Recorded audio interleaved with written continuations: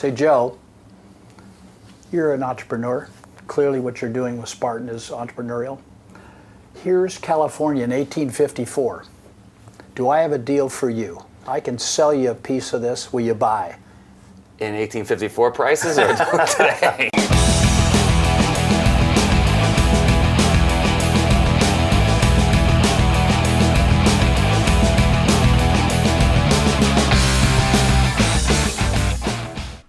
Welcome to SpartanUpPodcast.com. I'm surrounded by some terrific people. I'm going to start behind the camera this time with Marion, our producer. She's going to point the camera at my good friend Sephra. Going to come over to Colonel Tim Nye, my other good friend, and Joe, who needs no introduction. Another guy who doesn't need much of an introduction, Mr. Spieker. His first name? Ned. Ned Spieker. This guy is pretty extraordinary. I think a lot of us would be billionaires if we weren't worried about giving up the work-life balance. It's the main reason I haven't become a billionaire. Is I've always been afraid that mine as well. You, Colonel? Big concern. So this guy is a multi-billionaire who has the most astonishing work-life balance. And wait till you see what he has to say about that. It's pretty incredible. Well, you're right. I mean, we could take away his lessons, and probably many of us could just go out and... Now that we've got the secret. I'm going to be a billionaire by dinner time now. Yeah. Oh, yeah. Yeah. And I'll be home for dinner. You'll see what I mean in a minute. Joe here, Spartan Up the Podcast. We are in Menlo Park, California. This is the epicenter of venture capital, right? Right, yep. Where it all happened. When did it start here? Oh, venture capital started probably in the 60s. The 60s? Yeah, even the late 50s. This is Ned Spieker, Yes, right? yes. And German name. He has been super successful. Public companies, real estate, and now retirement homes. Correct. Right? And so we're going to get into what made you successful. What do you think it was? Where'd you get the drive? Did you grow up wealthy? No. I put myself through college because my dad kicked me out of the house. And it was a challenge. My dad and I didn't get along when I was a teenager. And I just said... Like young teenager? He threw you out? No, this was at about 18. 18? 18, yeah, I was a cut up. Yeah. And he threw me out and I said, okay, I'll do it. Put myself through UC Berkeley. And I was an athlete there. I just played water polo. And, Tough sport. Yeah, it's a tough sport. More goes on under the water than above. Yeah. And put myself through and met my wife there in college. Fell in love. Graduated a couple of months after graduation. 1960? 66. 66. Yeah, and so she was really about the catalyst. I just wanted to do it because I wanted to, do the right thing by her. So. Sure. That's great. And so then you get out, you don't have any money, right? Because you No. put yourself through school. Right. How does it start? When I was in school, not only was I an athlete, but I also was the head of the fraternity, the living group. And I did a real estate deal at the end of for the fraternity, and a real estate person happened to be one of the alums. He said, "Boy, that was an incredible deal you did. I leased the house to the Peace Corps, brand new organization." And the guy said, "Wow, how'd you pull that off?" I said, "I don't know, I just did." He said, "Would you like to go into real estate?" I said, "Okay." And that's it, and started. So I got hired. I went to Hawaii and worked with a company there. The guy, he was head of the company, and then I took off from there. And located in Hawaii the first... First 6 months, it was kind of like a honeymoon. It was fabulous. And then came back here. Came back here and then met a very well-to-do guy in a couple of years and became his partner, developed property. And then... Do you think that happens a lot? I know with me, I had a mentor. I met somebody that was very well off and took me under his wing. I was open-minded enough to listen. I always tried to listen to older people. And do you think that's what happened? Was that like a breaking point? Yeah. He was a mentor and an example to me. And, I was 25 years old. He made me a partner. The guy had to be nuts, but he did. And off we went and built quite a portfolio. And I did that for about 15 years. And then he got older, and then I left him and did it all on my own. So then you were 40. Yeah. Uh-huh. You left and started your own in Menlo Park at that point? Yeah, I've been in this building since 1972. Wow. And most of your real estate was right here? No. It was California, Oregon, Washington, Idaho, Nevada. What did you focus on? Like single-family homes? Or? No. We focused on building office buildings, industrial buildings, shopping centers, so on. And then built and built and built, and then the company got pretty big, and so I took it public on the New York Stock Exchange. It was a REIT? Yep. And that was when, 90s or? 93, and then I turned around and sold the company in 2001 for $7 billion. Being pocket change. It helps. So I don't know. Was that rock? Building that business, was Yes, that a? Sure. Yeah. And you mentioned earlier, before we started filming, work-life balance is super important. That's the critical. Right. You've got key. a great family. Yes. And so I don't see how it's possible It is if to you get set, to the level you got. Okay, to. it's set if you set parameters. What I did, for instance, I always wanted to be home for dinner. So that's why I operate in the Western states. I could leave at 5 in the morning, fly to Oregon, go to wherever I had to go, Los Angeles, where I had to, and get home at 6 at night to be home for dinner. That was your policy. Family was critical. And that's why I never went farther than that, because that's where I couldn't get home for dinner. In other words, you wouldn't do deals in New York because you couldn't make it home for dinner. Couldn't make it home for dinner. Right. And Now I wasn't home every night, but Sure. for the bulk of it, I could coach Little League and coach soccer and do what I had to do. So, but in '93, you didn't ever have to work again. Nope. 2001, you didn't have to work Correct. again. Right. What are you doing? Challenge. It's just challenge. It's a game. And, I don't know, I'm 70 years old, but you think I'm going to stop? My wife wouldn't like it, number one, Right. and I just enjoy the challenge. The game. It's a game. I met with Barry Sternlicht. I know Barry.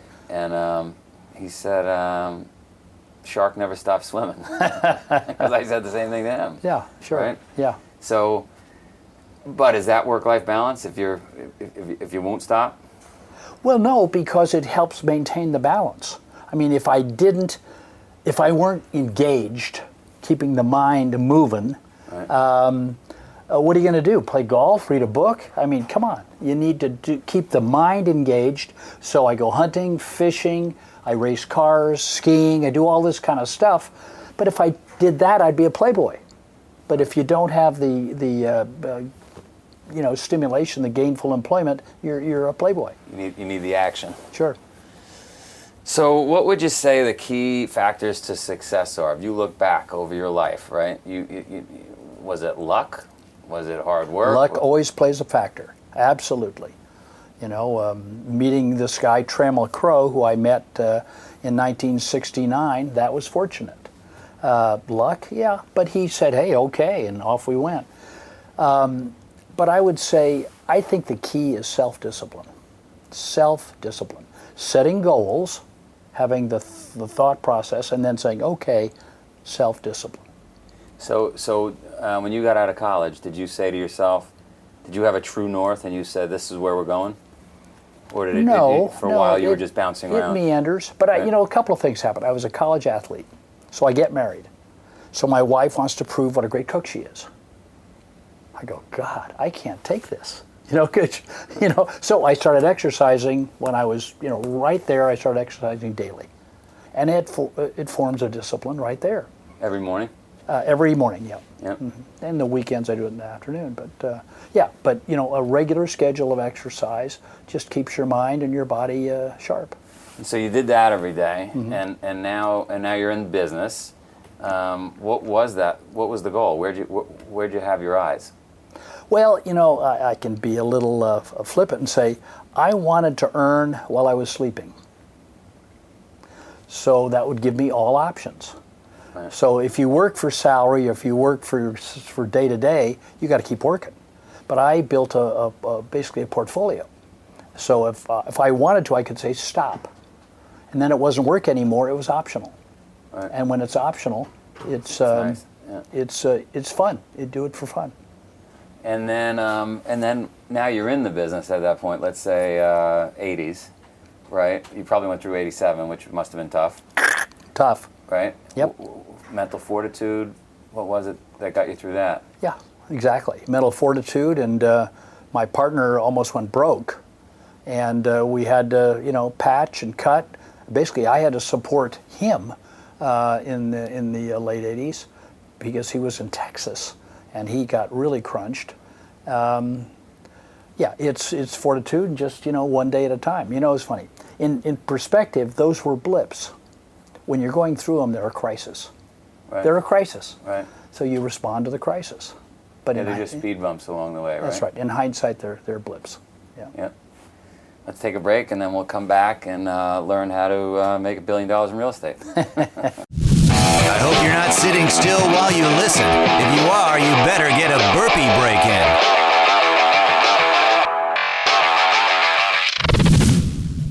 So what advice would you have for somebody starting out today in real estate? It's got to be harder today, right? Well, you know, it's all relative. I mean, it's maybe harder, a little more complex. There are more computers, there's more data out there. But yes, but becoming successful is no different. You just got to be very good at what you choose to do. And I would say don't think too broadly. I mean, don't think, well, I'm going to be successful and think big. Start small. I started basically building small warehouses, 10,000, 20,000 feet warehouses. But I was good at it. I became one of the better ones doing that. And build on it. It's a stair step. Yeah. No, that makes sense. Yeah, I remember my dad used to flip through the New York Times and find real estate, but those opportunities existed, like you said, because technology wasn't out there, right? Right. Scouring the earth. Right. Today, how do you find deals? You know, fortunately, when you get to a certain point, they find you because people come to you once you get a reputation. But you know, I have a son in the real estate business. He scrapes. You know, he just scrapes and scrapes and scrapes. And how does he do it? He builds a little thing here, a little thing there, and he's just in the dregs, in the trenches. Yeah, sure. Yeah. You must be proud to see that. I have some young children, and you wonder, as I'm sure you did, are they going to turn out like you, right? Are they going to be aggressive, or when you're successful, do you coddle them too much? And then they're not going to scrape. Well, we had an understanding when our family was growing up that they would get the same opportunity that I got, which is to start with nothing. Because I said, be happy with it. yeah, be very happy with it because you're starting with zero. Right. Now, they would look at some of the people who had a head start or had whatever. I said, do you respect them? You know? Right. I said, well, how do you feel about them? Well, you know, I feel a lot better when I'm doing it from zero. I said, congratulations. Self-esteem is only earned. Right. You can't give people self-esteem. Giving them $1 million is not self-esteem. Right. That's a crisis. What you've given them is a poison pill because they can't love themselves or respect themselves because they were given it. So we like to say we think adversity is the road to success. Bingo.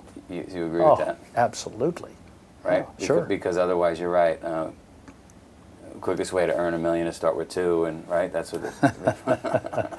Yeah. When you start with 0, where do you go? Well, like, what do you do? Well, I found that mentor. You found that mentor, right? Right. But before I found the mentor, I had worked for a salary. I worked for 3.5 years in an enterprise, and I said to myself, whatever I'm going to do it the best. And if you're always shooting to be the absolute best, I don't care if it's the janitor or what you're doing. If you're the best, then you're going to go up the next step. So whatever you do is you do that as well as you can, because then you get noticed. And you get noticed and you're promoted. Be in the office a little earlier than the next guy? Absolutely. Stay a little later? Yep. Don't miss dinner? Work 7 days. Yeah. You know, whatever you have to do.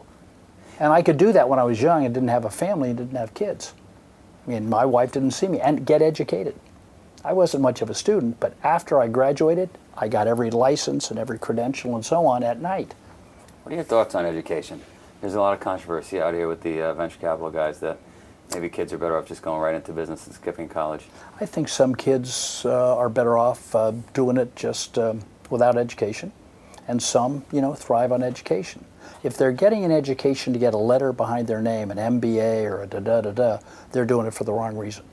Right. But if they're getting it because they're really there to learn, I think that's probably the acid test. So get disciplined, right? Whether that's work out. Not get disciplined, be disciplined. Be disciplined, yeah. And how do you do it? You do it sound mind, sound body, you know, living right, keeping your balance. Do whatever you do, be the best at it. Yes. and then at some point break away and do it on your own? Maybe. I think being your own boss is satisfying. Working in an organization, you're then only as good as the organization. So if you can be on your own, why not? I mean, it's more satisfying, I think. I said to my wife, I think running a business is harder than giving birth. We fight over that. I think running a business is difficult because you're working with other people. You've got to be a really good leader. And how are you a good leader? Usually by example. And your traits may not be the traits that you necessarily want to have your people as followers possess. So keeping that example and balance is a challenge also. Good Leaders Eat Last is a book that's out That's now. right. Yeah. Well, we call it servant as leader. Right. To be a good leader, you should really be a servant. You've got to serve your enterprise, serve your people. Then, after you build trust, then they will, in effect, feel a relationship and work harder and smarter because they know they're trusting their leader. One last one, more on business, is how do you keep great people? Do you let them go? We were just at Google, and their policy is let them go build their own thing, and, Yep. and we'll buy them. Yep. Most of the people I had in my real estate and have still, I give them a piece of the deal. Right. And if you give them a piece of the deal, you know they're losing sleep every night, so you don't have to. And the only way to expand yourself really is not to keep a hierarchy or a top-down, but to create a parallel structure. Say, you get X% of that deal, you get X% of that deal, and it's your deal, baby. Good luck. Good luck. Right. You rise and fall, and that's what will keep them very highly motivated, yeah, and motivated. it'll come back to you. I like it. Good stuff. Thanks for having me. Colonel Nye, what'd you think? Fascinating philosophy. When he talked about didn't work past the dinner bell. I'd never heard that before, but as he built his empire, he didn't go out. It's like don't go past halfway, right? So you can get back. How far can you go? Well, you can go halfway. Right. So he only went as far out as he could get back for dinner that night because he wanted that balance to be with the family, to be with his children. Which turned out to be a giant blessing in disguise, not only to be with the family, but he somehow missed all the devastating cycles in real estate, right? He only went as far as Oregon, if I remember correctly. Yeah, but the philosophy of, especially when you're talking about a billionaire, what you get in your mind is that these guys are working 24 hours a day, and they probably had 3 or 4 marriages, and they're leaving people. Zephyr's shaking her head. They're leaving people. They're leaving because I hang out. maybe because you hang out with billionaires, but they leave people in their wakes, and this couldn't be further from the truth. Yeah. This guy was very centered. Obviously, family meant a lot to him. I was also fascinated that he said his children are going to have the same opportunity that he did. Nothing. They're going to start, that he wasn't going to give them money. Right. That they had to earn their own self-esteem. That self-esteem was earned and not just given. It was late at night when we were doing the interview, and one of his sons was still working. They were all going to dinner, and the son was going to work on a construction project in one of his new buildings. So I don't put it past him. He's going to hold the kids to that. Yeah. No, I was always, when I was a junior officer, and it was always interesting to me that the guys who would sit there and work all night sometimes they're driven and they want to work all night, and sometimes they just want to be seen. Right. And I was more like this guy. I was always like, okay, 12 hours is long enough. Right. If it's 6 o'clock at night, you got here at 6 in the morning, you're not done. I mean, maybe you're not doing it right. Right. So same thing. I kind of thought family was a little bit more important. Also, leadership for him to set the example to come back for dinner. Then it tells his entire workforce that that's a priority to him, so it becomes a priority. For everybody. It becomes a culture, right, within his organization, which then feeds upon itself. So I think there's a lot. Probably a lot of his success was that. What do you think, Johnny? Oh, another thing that I thought was really valuable in this is you asked him. You said, so basically you went out and you worked on all these houses yourself, and he said, no, I know what I'm good at. I'm really good at the real estate end of it. And what did he say? My wife calls me her non-handy husband. Yeah. So he said, you work with people. And he talked about that you'll never be as successful on your own. You can go out and do it, but there are going to be things you're good at and things you're not. He was really good at saying, I'm good at this, and I'm going to bring people in for these other things. And, reward them, appreciate them, delegate, but everyone becomes successful. And I thought then he actually, I think, the reference to, that some of the obstacles that, when he saw people pulling each other over obstacles and realized they get over it faster. It was a great analogy to life. So sure. Yeah. And I mean, you're of the group here. You're closest to so many billionaires. So thank you, Joe. I appreciate that. Well, anyways, it's true. Yeah, you're the only one not doing these podcasts. You're the only one not doing these podcasts for the money. That's right. Like, we're all here because we need the money. You're rich. Power Grilled Cheese.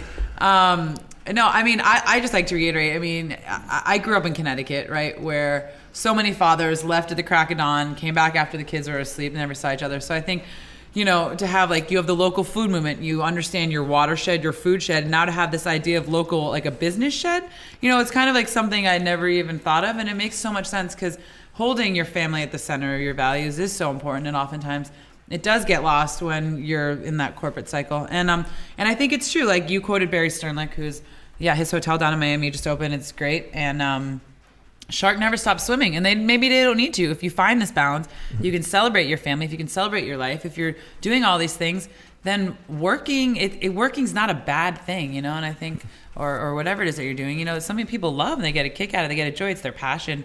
Just like storytelling was that other gentleman's passion from The Deadliest Catch. It's funny too with this. So I think about how we keep talking about how he, worked very locally, was always home for dinner. We are neglecting the fact that he said, it's great. I get up at 5 a.m. I jump on a plane. I fly to Seattle. Then I fly to LA. Then I fly to Vegas. Then I'm home for dinner.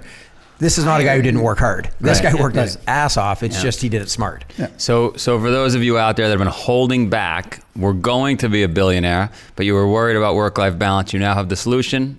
Tune in for more Spartan Up podcasts so you can learn the other keys to life. See you at dinner.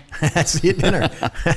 Thank you for listening to another epic story of success. Get more at SpartanUpPodcast.com or follow us on Twitter at SpartanUpPod. For show notes, video, and audio of this episode, visit SpartanUpPodcast.com/084. The Spartan Up Podcast is brought to you by Spartan. To find a race near you, visit Spartan.com.